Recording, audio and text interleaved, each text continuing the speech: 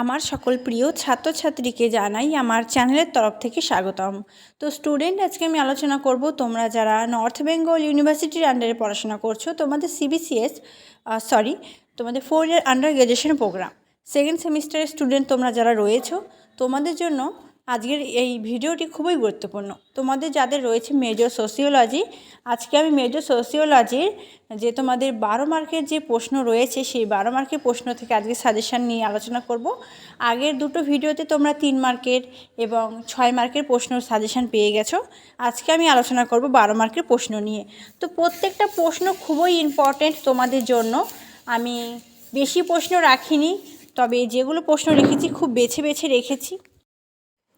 তোমরা সেই অনুসারে যদি পড়াশোনাটা করো তাহলে অবশ্যই উপকৃত হবে, সাকসেসফুল হবে, সফলতা অর্জন করবে। তো আমি 12 মার্কের প্রশ্ন আলোচনা করব। বেশি প্রশ্ন অবশ্যই রাখিনি, তবে ইম্পর্টেন্ট প্রশ্ন অবশ্যই। তো চলো আমরা দেখে নেই যে আমাদের 12 মার্কের থেকে কোন প্রশ্নগুলি খুব সুন্দর করে পড়তে হবে। তো তোমরা অবশ্যই খাতা কলম বের করো।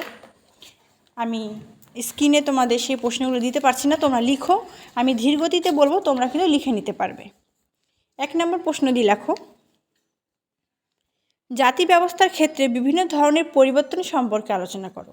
পরবর্তী প্রশ্ন, সামাজিক পৃথকীকরণ বলতে কী বোঝো, এর কারণ ও গুরুত্ব আলোচনা করো। নেক্সট লিখো, জাতিগত পৃথকীকরণ সম্পর্কে আলোচনা করো। পরবর্তী, জাতির সংজ্ঞা দাও। জাতি ব্যবস্থার যে কার্যাবলী রয়েছে সেটা আলোচনা করো। তারপর লিখো, বৈচিত্র্যের মধ্যে একতা সম্পর্কে যা জানো লেখে। এই প্রশ্নটা খুবই ইম্পর্টেন্ট, আসবে পরীক্ষায়। তারপর লেখো, তুমি কি মনে করো সাম্প্রতিককালে ভারতের গ্রামীণ সমাজে জাতি ব্যবস্থা বা জাতিভেদ প্রথা পরিবর্তিত হচ্ছে? উপযুক্ত উদাহরণসহ আলোচনা করো।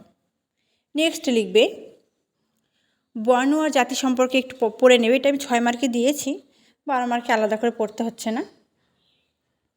তারপরে লিখবে বিবাহের সংজ্ঞা আর বিবাহের নিয়ম। এটা 12তে 6-এ দিয়েছি, তো তোমরা 6-এ পড়লে হয়ে যাবে, একটু বড় করে পড়ে নেবে। পরবর্তী, আত্মীয়তা কাকে বলে, এর প্রয়োগ বিধি আলোচনা। পরিবারের বৈশিষ্ট্য।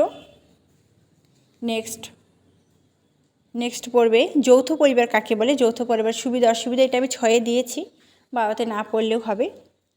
তারপর লিখবে উপযুক্ত উদাহরণসহ আদিবাসী সমাজে কন্যা সংগ্রহের পদ্ধতি আলোচনা করো।